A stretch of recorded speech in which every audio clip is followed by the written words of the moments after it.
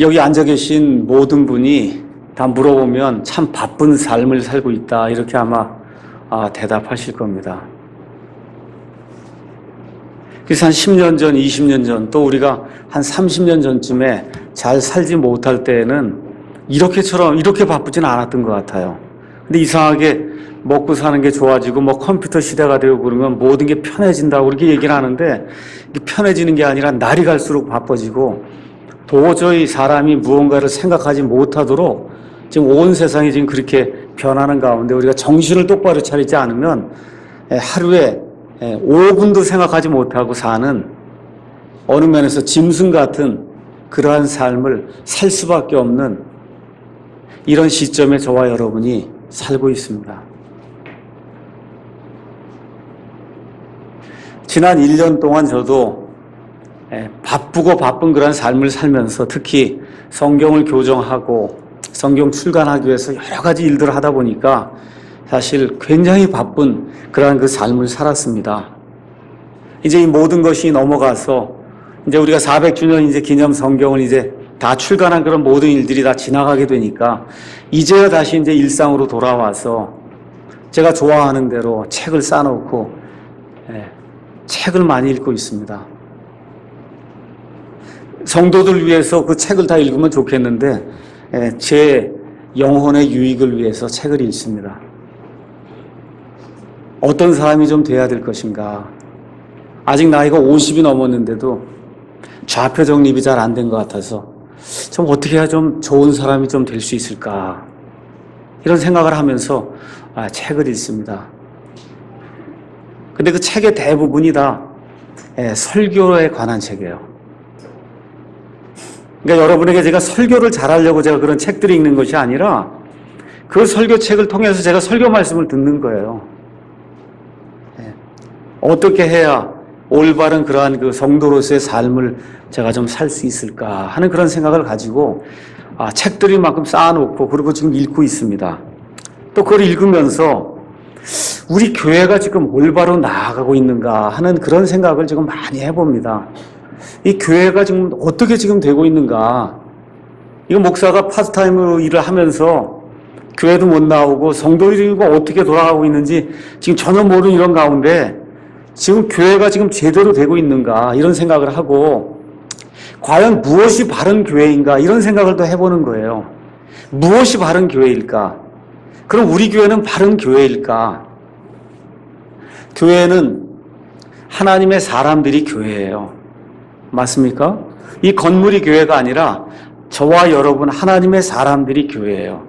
그러면 좋은 교회, 바른 교회를 하기 위해서는 저와 여러분이 좋은 사람, 바른 사람이어야 좋은 교회, 바른 교회, 아름다운 교회가 되는 거예요. 맞습니까? 그래서 이제 저도 그렇고 우리 성도들이 정말 바른 사람들인가, 하나님 보시기에 좋은 사람들인가, 선한 사람들인가, 아름다운 사람들인가, 이런 생각들을 좀 많이 해보고 있습니다.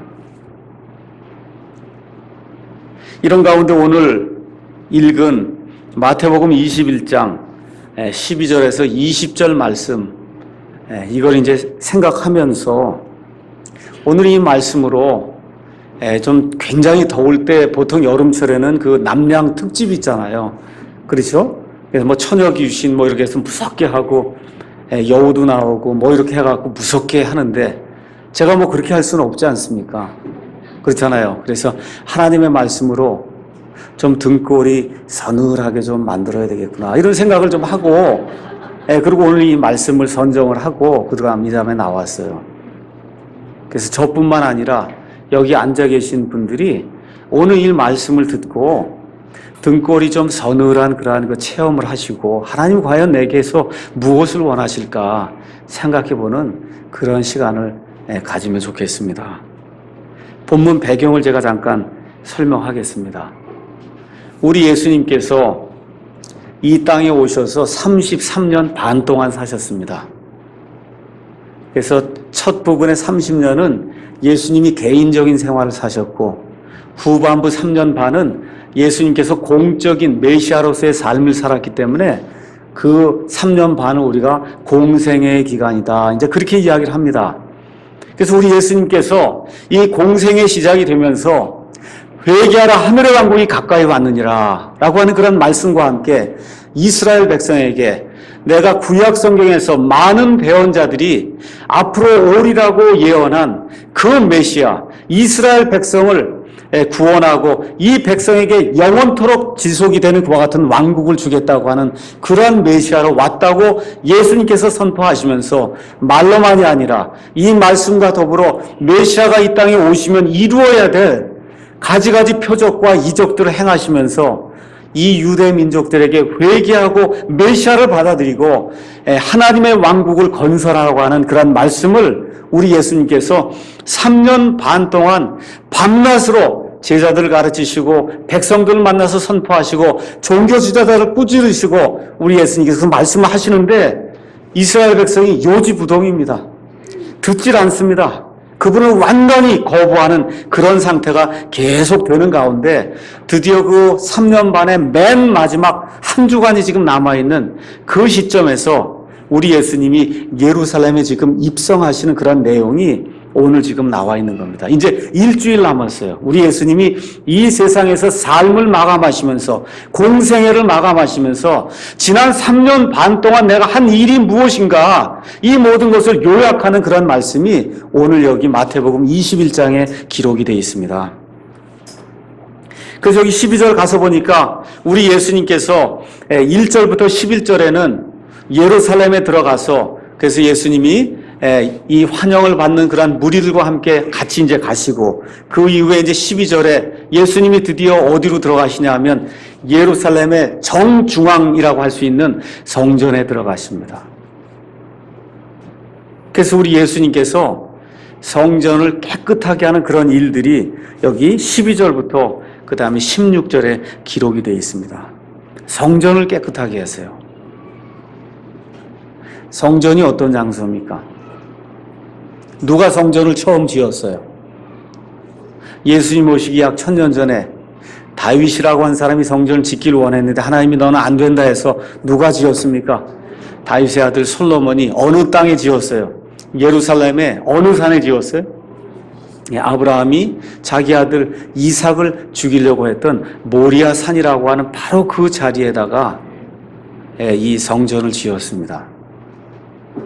그러니까 예수님 오시기 전에 약 1000년 전쯤이니까 지금부터 3000년 전쯤에 예루살렘의 모리아 산이라고 하는 그 정상에다가 황금의 집을 지어놓은 거예요. 황금의 집. 황금으로 전체를 장식해 놓은 이 세상에서 가장 아름답다고 하는 그러한 그 건물을 솔로몬이 지었어요. 여호와 하나님, 유일하신 하나님, 최소한 그 하나님이 거하시는 그런 집이기 때문에 이 집은 온 세상 모든 사람들이 경배해야 될 그와 같은 이 하나님을 모시는 그런 집이기 때문에 가장 멋있게 져야 된다. 이렇게 생각을 하고 솔로몬이 정성을 다해서 그 성전을 지었습니다. 근데 그 이후에 이스라엘 백성과 유다 백성이 하나님 앞에서 죄를 지음으로 말미암아 이 성전이 느부갓네살 바빌론 왕에 의해서 바빌론 왕 느부갓네살에 의해서 완전히 회파가 되고 북왕국 이스라엘은 그 전에 아시리아로 포로 생활을 가고 그 이후에 유다 왕국은 바빌론으로 이제 포로 생활을 떠나서 그 지역이 70년 동안 황폐한 가운데 지나는 가운데 우리 하나님께서 다시 은혜를 베풀어 주셔서 하나님의 일부 백성이 다시 예루살렘으로 돌아와서 스룹바벨이라고 하는 사람을 통해서 다시 성전을 건축하게 됩니다. 이게 둘째 성전이에요. 근데 이 둘째 성전 지을 때는 돈이 없고 가진 게 없어서 짓고 나니까 너무 초라하고 볼품이 없었어요. 이러는 가운데 시간이 점점 지나면 약 400~500년 지나는 가운데 예수님 오시기 전에 헤롯 대왕이라고 하는 아주 훌륭한 건축가가 이스라엘 땅을 다스리게 됐습니다. 이 사람이 유대 백성에게 많은 원한을 갖게 됐어요. 그래서 이 백성을 내가 제대로 치리하기 위해서는 이 사람들이 원하는 대로 무언가 하나를 좀 해줘야 되겠다. 이런 생각을 하고 시작한 것이 이 스룹바벨의 이 둘째 성전이 너무 볼품없고 초라하니까 내가 가지고 있는 모든 재물과 이 건축 기술을 가지고 이 세상에서 가장 아름다운 그런 건축물을 져줘야 되겠다. 그러면 이 백성이 나를 따르지 않겠느냐. 이렇게 생각을 하고는 예수님 오시기 전에 약 16년 전쯤부터 이 성전을 하나하나 이렇게 제거해서 그것을 자기가 가지고 있는 그러한 그 재주를 가지고 돈을 가지고 약 18,000명의 일꾼들을 동원해서 약 8년에 걸쳐서 이 세상에서 가장 아름답게 성전을 다시 건축합니다.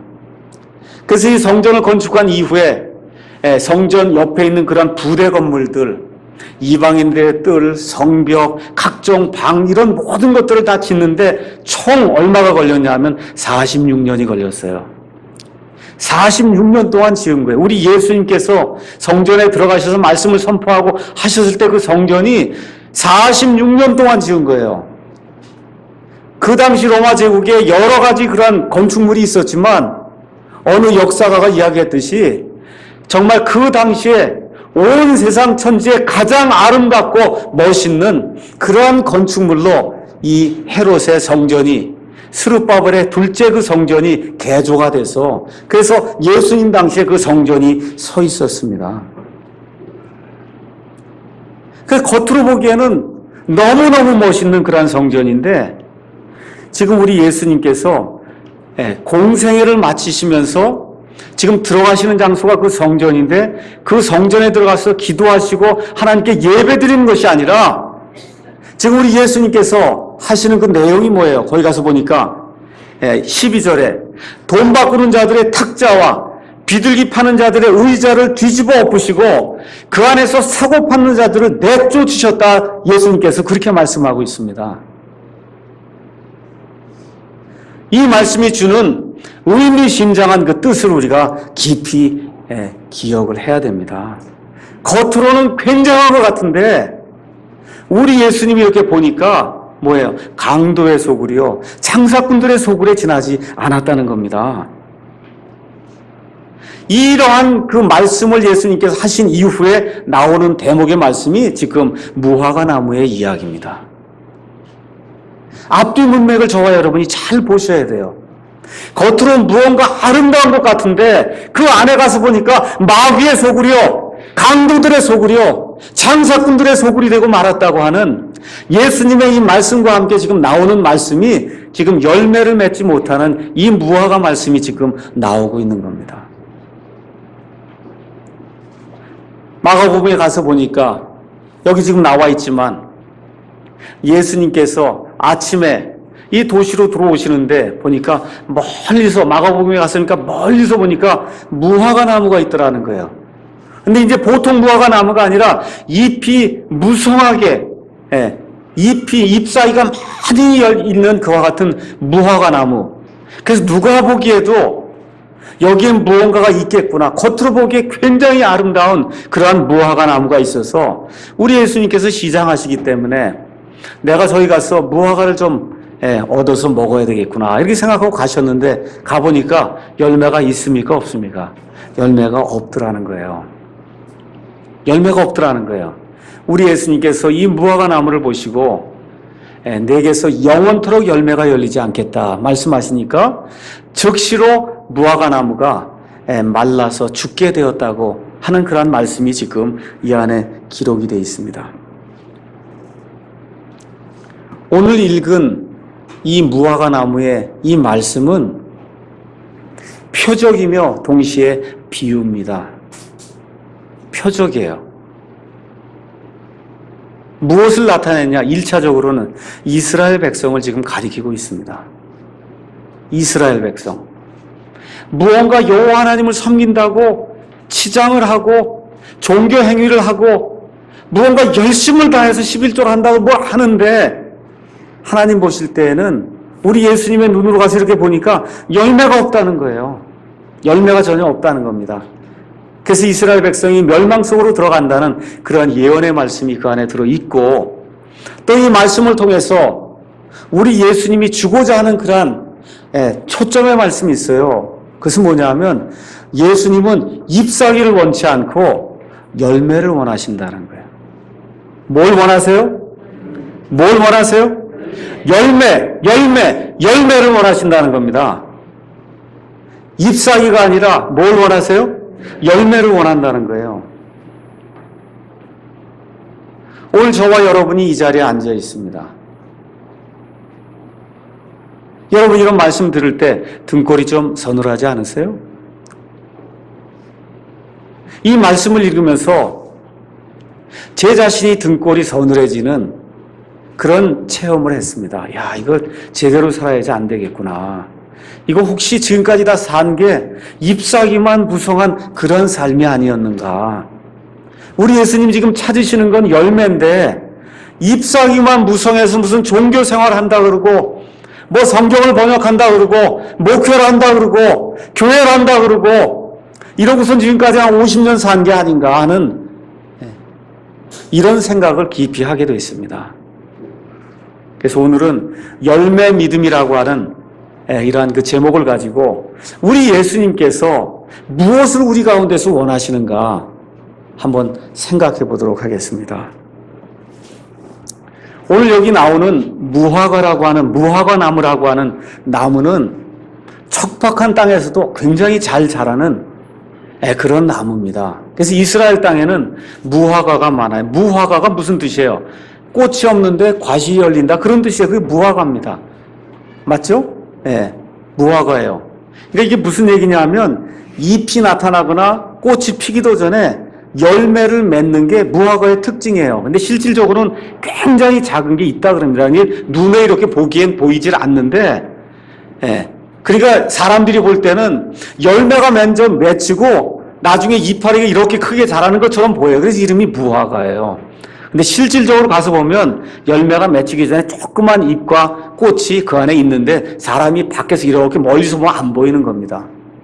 그러면 지금 여기 예수님이 가서 보니까 잎사귀가 무성하다 그랬어요. 그럼 뭐가 있어야 되는 겁니까? 열매가 있어야 된다는 거예요. 잎이 무성하면 열매가 있어야 되고 특별히 예수님께서 지금 이 말씀을 하실 때는 6월절 때예요. 약 4월경이에요. 4월경에는 대부분의 무화과가 열매를 맺게 되어 있습니다. 근데 가보니까 열매가 있어요? 없어요? 없다는 거예요.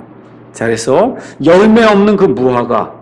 이건 무슨 무화과냐 하면 잎사귀가 굉장히 많은데 열매가 없다. 이건 비정상적인 성장을 했다는 겁니다.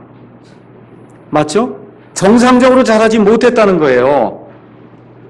우리 주변을 한번 이렇게 살펴봐요. 교회에 와서 막 방방대고 처음에 굉장히 뭘 발견했다 그러고 진리를 찾았다 그러고 하는데 얼마 지나고 나서 보면 없어요, 그 사람이. 우리 주변에 그런 사람들이 굉장히 많이 있습니다. 처음에 교회에서 만나면 열성이 대단해요. 근데 시간이 지나다 보면 어떻게 잎사귀가 쭉 떨어져 나가보면 나중에 가보면 열매가 하나도 없어요. 물론 제가 말씀드린 대로 1차적으로 여기 나와 있는 무화과 나무는 이스라엘을 가리킵니다. 이스라엘 백성이 자랑이 대단했어요. 이 세상의 모든 이방인들은 잡신들을 섬기는데 우리는 지금까지 아브라함의 하나님, 이삭의 하나님, 야곱의 하나님, 유일하신 여호와 하나님만을 섬긴다. 하고 이 자랑이 대단했습니다. 그 이방인들 볼 때 어땠어요? 개처럼 취급했단 말이에요. 저건 개들이다 이렇게 생각을 했어요. 자랑이 보통이 아니에요. 로마서 3장에 가서 보니까 유대인들의 나온 점이 뭐냐? 많은 점에서 많다 말했어요. 특별히 뭐가 유대인들의 자랑이라 그랬어요? 말씀들이, 하나님의 말씀들이 유대인들에게 맡겨졌다는 거예요. 이런 특권을 가진 사람이 어디 있습니까?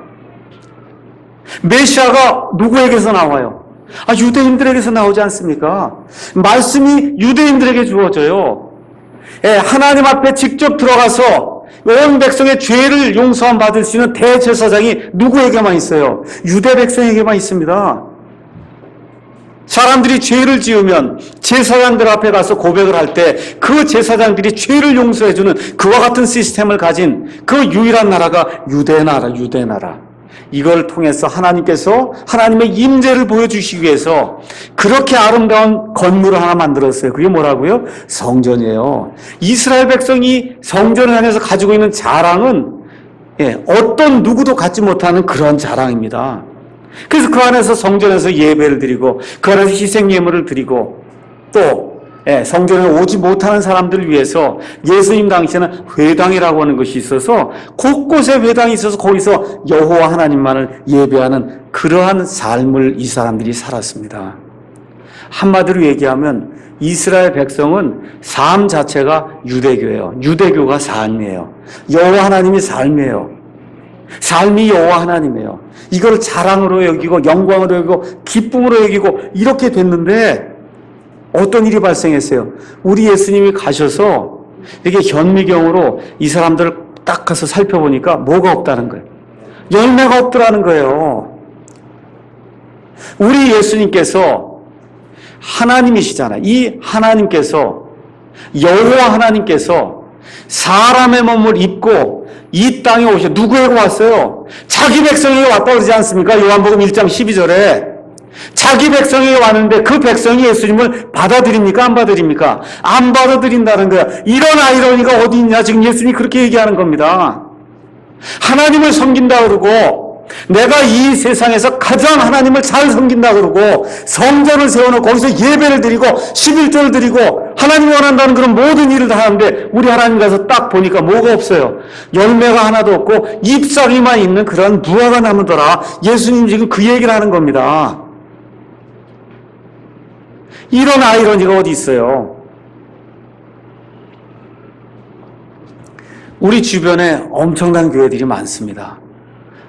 뭐 웬만한 데서 하여튼 교회 졌다 그러면 동양 최대, 세계 최대, 항상 그거를 자랑을 많이 해요. 세계 10대 교회가 여기 있다 그러고 세계에서 제일 큰 교회가 이 나라에 있다 그러고 자랑이 보통 심한 게 아닙니다. 최대 성도, 최대 예배당, 최대 헌금, 최고 예배시설, 전 세계에서 제일 좋고 크다는 파이프 올게는 다 한국에 있어요. 우리 예수님께서 지금 이 시간에 오셔서 그 교회를 이렇게 내려다 보실 때 그 교회가 잎사귀만 무성한가 아니면 그 안에 열매가 있는가 이거를 저와 여러분이 꼭 기억해야 됩니다.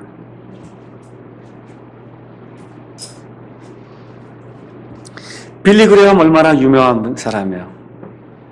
또 로버트 슐러, 우리말로 로버트 슐러라고 미국의 LA 지역에 가면은 수정교회라고 있어요. 그래서 텔레비전에도 많이 나오고 불가능은 없다 뭐 이런 책도 쓰고 뭐 전 세계 로버트 슐러하고 빌리 그레엄만큼 유명한 소위 기독교인이라고 하는 그런 사람들이 없을 겁니다. 저희 사이트에 어느 형제가 이 두 사람이 대담한 것을 올려놨어요. 1997년 5월 31일에 로버트 슐러가 운영하는 그 텔레비전 방송에 빌리 그레엄이 나와서 서로 대담하는 이 장면이 지금 사이트에 올라와 있습니다. 이 사이트에 올라온 것은 우리 한국 사이트에는 얼마 되지 않았지만 이미 유튜브에는 이게 올라온 지가 꽤 오래됐고 제가 어저께 가서 보니까 80만 건 이상 클릭을 했더라고요. 이 빌리 그레엄하고 로버트 슐러 이 대담한 그 내용이 그러니까 웬만한 사람은 다 아는 거예요. 로버트 슐러가 묻습니다. 박사님, 기독교의 미래에 대해 말씀해 주시기 바랍니다. 이제 빌리 그레엄이 이야기하는 겁니다. 잘 알다시피 교회, 곧 그리스도의 몸이 있습니다. 이 몸은 전 세계 크리스천 그룹뿐만이 아니고 크리스천 그룹에서 나오는 자들로 구성되어 있습니다. 누구든지 그리스도를 사랑하거나 안다면 그 사실을 의식적으로 느끼든 느끼지 못하든 간에 그들은 다 그리스도의 몸의 일부입니다. 하나님께서 지금 이 시간에 자신의 이름을 위해 모슬렘 세계에서나 불교도 세계에서나 기독교 세계에서나 혹은 믿지 않는 세계에서조차 백성을 불러내고 있습니다. 하나님께서 이들을 부르셨으므로 이들은 다 그리스도의 몸의 일원입니다. 물론 그들 중 어떤 이들은 심지어 예수라는 이름도 알지 못할 수 있습니다. 하지만 그들은 마음속에서 자기들이 갖고 있지는 않지만 필요로 하는 어떤 것이 있음을 알고 있고 또 현재 자기들에게 비춰진 조그만 그런 빛, 이 빛으로 돌아서려고 합니다. 그렇다면 그들은 이미 구원받은 것이고 우리와 함께 천국에 갈 사람들입니다. 그러니까 슐러가 깜짝 놀라갖고 뭐라고요 박사님? 그럼 지금 박사님께서는 어떤 사람이 어둠 가운데 태어나서 전혀 성경을 접해본 적이 없어도 예수님께서 그 사람의 마음과 혼과 삶에 들어올 수 있다고 말씀하시는 겁니까? 제가 지금 말한 게 맞습니까? 그러니까 빌리그레함이 뭐라 그래요? 맞습니다. 저는 그렇게 믿습니다. 지금까지 전 세계 여러 지역에서 야생 상태로, 야만 상태로 과하고 있는 종족들을 많이 만났습니다. 물론 그들은 한 번도 성경을 보지도 못했고 성경에 대해 들어보지도 못했으며 예수 그리스도에 대해서 들어본 적이 없습니다. 그러나 그들은 마음속에 하나님이 계심을 믿고 있으며 자기들이 살고 있는 곳의 사람들과는 다른 선한 생활을 하려고 노력하고 있습니다. 근데 슐러가 말한 놀라운 일입니다, 박사님. 정말로 하나님의 긍휼은 엄청나게 크군요. 이게 이 세상에서 가장 유명하다고 하는 목사라고 하는 사람들이 지금 텔레비전 방송을 통해서 인터뷰를 하면서 성도들에게 지금 가르쳐주는 예수 그리스도의 복음이에요. 예수님의 이름도 알지 못하고 예수님에 대해 들어보지도 못하고 하나님이 누군지도 못하고 성경 말씀을 본 적도 없는데 어떻게 구원받을 수 있어요? 즉 빌리그레함이 이야기하는 게 힌두교도도 열심히 최선을 다해서 선하게 살면 구원받을 수 있다는 거예요. 불교도도 열심히 최선을 다해서 남에게 선을 행하면 그럼 그 안에 있는 그리스도가 살아나서 예수 믿고 구원받을 수 있다는 겁니다. 어디 성경에 그런 말씀이 있어요? 믿음은 들음에서 나며 들음은 하나님의 말씀에서 난다 이야기하고 있습니다. 하나님의 말씀을 듣지 못하면은 그가 비록 하나님이 계신다고 하는 일반 계시를 통해 하나님이 계신다고 하는 것을 알 수 있어도 그 계신다고 하는 그 사실을 통해서 구원받는 것은 불가능합니다. 그 계신다는 사실을 통해서 하나님이여 내게 구원자를 보내주셔서 하고 하나님께 간구할 때 하나님께서 그에게 말씀을 들을 수 있도록 하나님이 은혜를 베풀어 주신다고 성경이 기록을 하고 있습니다.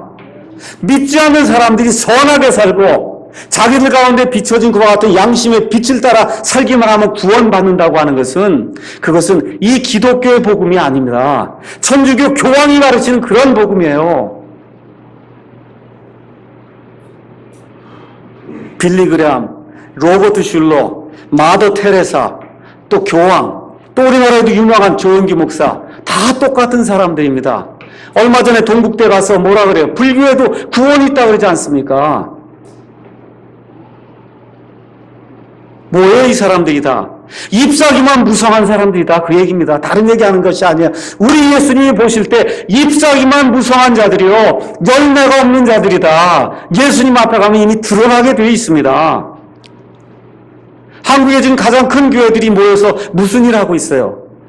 세계교회연합회 WCC가 무슨 기독교 올림픽이라 그래갖고 이걸 우리나라에 유치해야 된다 그래갖고 새벽마다 특별 기도회를 하고 이걸 모시려고 애를 쓰고 결국은 모셔왔어요.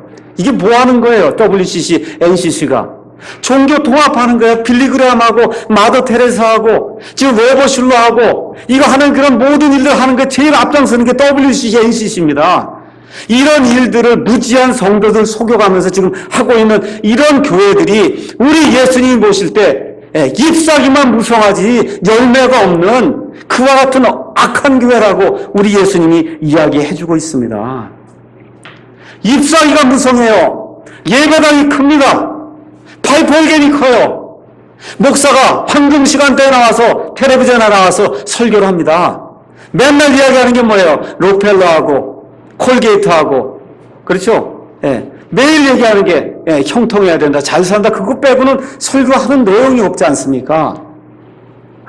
이게 바로 잎사귀만 무성한 자들이에요. 우리 예수님 보실 때 무슨 저주를 내리세요? 영원토록 내가 말라 죽는다고 하는 그런 저주를 받을 이와 같은 일들이 우리 주변에 매일같이 지금 발생하고 있는 겁니다. 하나님의 말씀을 잠깐 읽겠습니다. 에베소서 5장에 있는 말씀을 잠깐 읽겠습니다. 에베소서 5장 10절에서 12절에 있는 말씀을 저와 여러분이 같이 낭독하도록 하겠습니다. 잘 읽으셔야 돼요. 이 말씀이 잘 읽어야 될 말씀입니다. 읽겠습니다. 주께서 받으실 만한 것이 무엇인지 입증하라. 열매 없는 어둠의 일들에 참여하지 말고 도리어 그것들을 책망하라. 그들이 은밀한 중에 행하는 그것들은 말하는 것조차 수치니라. WCC, NCC하고 이런 사람들이 이게 뭐 하는 거예요? 열매 없는 어둠의 일들을 하고 있는 거예요. 이런 사람들 어떻게 하라 그래요? 가서 책망하라 그러지 않습니까? 못된 목사들이요, 하나님이 원치 않는 목사들이요, 하나님이 원치 않는 것과 같은 일들을 행하는 어느 면에서 마귀의 사역자들이다. 성경이 지금 그렇게 이야기하고 있습니다. 우리 예수님의 눈은 속이지 못해요. 사람의 눈은 속일 수 있어요. 교회가 엄청나게 크고 목사가 많은 영광을 받지만 우리 예수님의 눈은 못 속입니다. 예수님의 눈에 가서 보면 열매가 없다고 얘기해요. 열매 없는 어둠의 일들을 하기 때문에. 이제 남 얘기는 그만두고 이제 우리 이야기를 좀 하도록 하겠습니다. 여기 오신 여러분 대부분이 킹제임스 성경이 하나님의 올바른 말씀이다. 이 내용을 아시고 오셨죠? 맞습니까?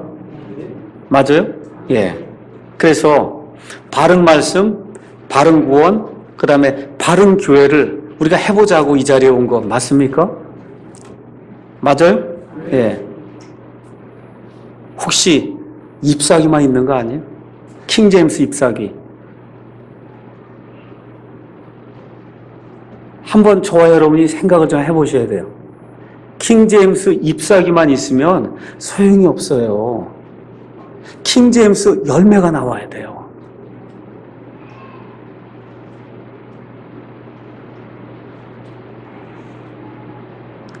사람이 보는 열매 아니면 사람이 보는 잎사귀 말고 우리 예수님이 이 자리에 와서 봤을 때 참 더 열매가 있구나. 이 열매, 예수님이 열매를 원하세요. 잎사귀가 아니고. 지난 20년 동안 킹제임스 성경 한다고 이렇게 하는 가운데 많은 사람들을 만났습니다. 여러 종류 사람들을 많이 만났어요. 최종권이라 그러고 그렇게 해서 사람들이 쫓아가고 돈도 내고 많은 추종자들도 있고 이상하게 그런 데는 건물도 하라고 그러고 막 돈도 가져다 주고 그러더라고요. 하여튼 그런 사람들 많이 만났어요. 교회도 있고. 근데 가서 지금 20년이 지난 이 시점에서 가서 보면 열매가 없어요. 열매가 없고 있어도 이상한 열매를 맺어요. 킹제임스 성경 열매가 아니에요, 이건. 어떻게 킹제임스 성경을 가지고 이런 열매가 나올까 하는 악독한 열매를 맺는 그런 사람들 너무 많이 보게 됩니다. 얼마나 안타까운 일인지 알 수가 없어요. 여러분, 하나님 말씀이 잘못된 겁니까? 아니죠. 누가 잘못된 거예요? 이게 하나님의 말씀이라고 하면서 이거를 사용하고 이걸 믿는 그 사람이 잘못이 있는 거지 하나님은 100% 잘못이 없습니다. 이게 하나님의 말씀입니다 하면서 자기의 사적인 이익을 위해서 이 성경을 이용하기 때문에 많은 추종자가 있고 건물이 있고 교회가 있어도 나오는 그 열매가 사람을 죽이는 열매가 나오는 것을 너무나 많이 제가 지금까지 체험을 하고 있습니다. 사람의 눈은 속일 수 있어도 예수님의 눈은 못 속입니다. 예수님의 눈은 속일 수가 없어요. 예수님은 둘째 아담이에요. 잘 들으셔야 돼요. 첫째 아담이 있어요. 첫째 아담. 첫째 아담이 죄를 짓자마자 한 일이 있어요. 창세기 3장에 가서 보니까 첫째 아담이 죄를 짓고 나니까 벌거벗은 게 부끄러워서 어떤 일을 했습니까? 어떤 나무에 잎사귀를 취했어요? 무화과 나무에 잎사귀를 취했어요. 잘 들어야 돼요. 첫째 아담은 무화과 나무에 가서 뭘 취하는 사람이에요? 잎사귀를 취하는 사람이에요. 첫째 아담은 잎사귀. 자기의 노력을 가지고 무언가를 해보려고 노력한 사람이 그게 첫째 아담이에요. 반면에 둘째 아담 우리 예수님은 잎사귀가 아니라 뭘 원하세요? 열매를 원하신 분이에요. 우리 예수님은 열매를 원해요. 그러니까 저와 여러분이 잘 기억해야 됩니다. 내가 첫째 아담에 속한 사람인가 아니면 둘째 아담에 속한 사람인가 기억하셔야 돼요. 겉으로 드러나서 무언가 사람 앞에 보여서 내가 의롭게 되려고 하는 이런 일을 하려고 하는 사람은 무화과 나무 가서 지금 잎사귀 취하는 사람이에요. 근데 우리 예수님은 뭘 원하신다고요? 열매를 원하신단 말이에요. 열매. 근데 그 열매는 잘 들으셔야 돼요. 이 가지가 이렇게 있는데 열매는 이 나무에만 붙어 있으면 열매가 자동으로 나올까요? 안 나올까요? 붙어 있으면 나옵니까? 안 나옵니까? 나오게 돼 있어요. 열매가 나오게 돼 있어요. 안 나오면 이상한 거예요. 이상한 열매가 나오면 그 사람이 이상한 거, 가지가 이상한 겁니다. 그래서 저와 여러분이 생각을 해보셔야 돼요. 나는 무슨 열매를 지금 맺고 있는가? 변질된 열매는 아닌가? 이상한 열매는 아닌가? 예수님이 주시는 그런 수액을 받으면 예수님이 원하는 그런 열매가 자동으로 나오게 돼 있어요. 안 나오면 이상한 거예요. 안 나오면 뭘 생각해 보셔야 돼요. 내가 예수님께 붙어 있지 않은 건 아닌가? 한번 깊이 생각해 보셔야 돼요. 그럼 어떤 열매가 나와야 되냐? 첫째, 회개의 열매가 계속해서 나와야 돼요. 그 삶에서. 어떤 교회에서 회개는 한 번만 하면 끝이다. 이건 아주 잘못된 겁니다. 아주 저급한 신앙이에요. 우리가 날마다 하나님 앞에서 내 자신을 내려다볼 때 이 부끄럽고 이 죄스러운 이와 같은 모습이 드러나기 때문에 하나님 앞에 이걸 고백하고 자꾸 내 뜻을 돌이켜서 하나님께로 향하도록 그렇게 만드는 게 회개예요. 그런 회개는 일생 동안 일어나야 됩니다. 그러니까 저와 여러분이 예수님 안에 붙어 있으면 회개의 열매가 매일같이 늘어나야 돼요. 줄어들면 안 돼요. 늘어나야 됩니다. 회개 열매가. 그래서 조그만 죄 하나만 져도 그게 부끄럽고 죄스러워서 하나님 앞에 나아가서 고백을 하고 하나님 죄송합니다 하는 그 말이 계속해서 나와야 되는 거예요. 회개 열매가 나와야 됩니다. 두 번째, 기도의 열매가 나와야 돼요. 아침부터 저녁까지 기도문을 외우라는 것이 아니라 내 자신의 이 죄악된 모습과 이 연약한 모습을 보면서 하나님 죄송합니다. 연약합니다. 도와주십시오.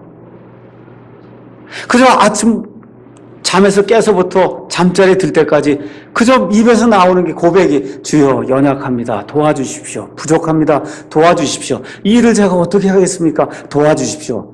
이 기도의 열매가 끊임없이 나오는 그런 사람이 예수님이 기뻐하는 그런 사람이에요.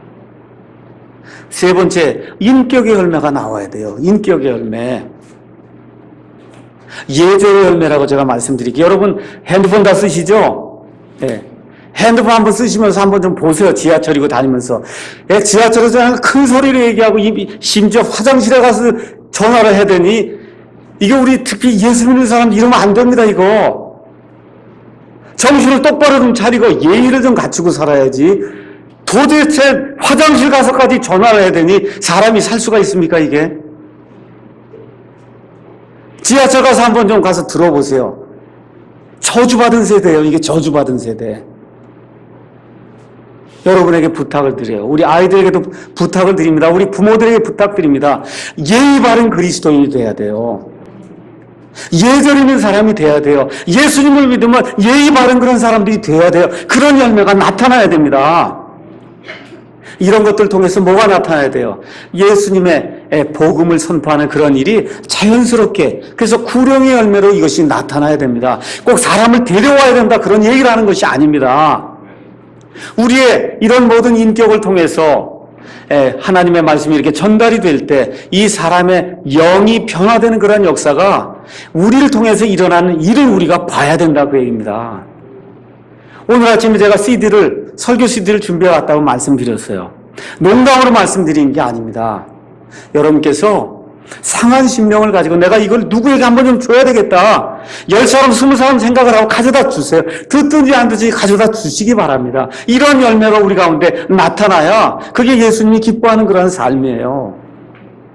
다섯째, 모임의 열매가 나타나야 됩니다.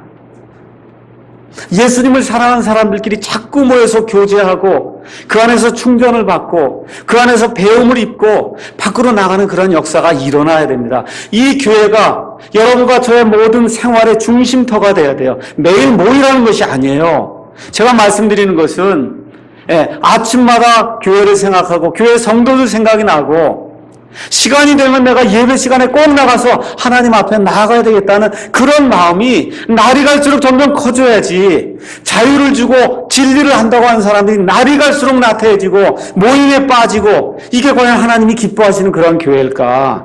목사가 생각해도 아닌 것 같아요. 목사가 생각해도 아닌 것 같아요. 이런 일들을 제가 이렇게 보면서 특히 교회 오래 다녔다 그러고 킹제임 성경을 오래 알았다고 하는 사람들이 더 나태하고 더 방종하고 새로 나온 그런 사람들도 더 못하는 그런 모습을 보면은 너무 안타깝습니다. 마지막으로 돌봄의 열매가 있어야 돼요.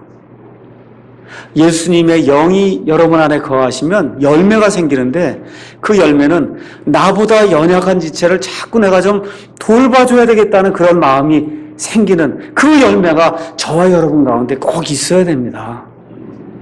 이게 교회예요. 나보다 연약한 지체가 내 주변에 누가 있는가.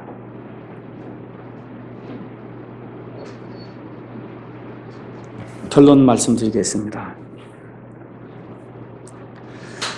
가지는 나무에 붙어야 열매를 맺을 수 있습니다. 오늘 여기 앉아 계신 분 중에 나는 왜 이렇게 열매가 없을까? 이런 생각이 드시면 깊이 한번 생각해 보세요. 내가 예수님께 붙은 사람인가? 일단 그거를 꼭 생각하셔야 됩니다. 예수님께 붙은 사람인가?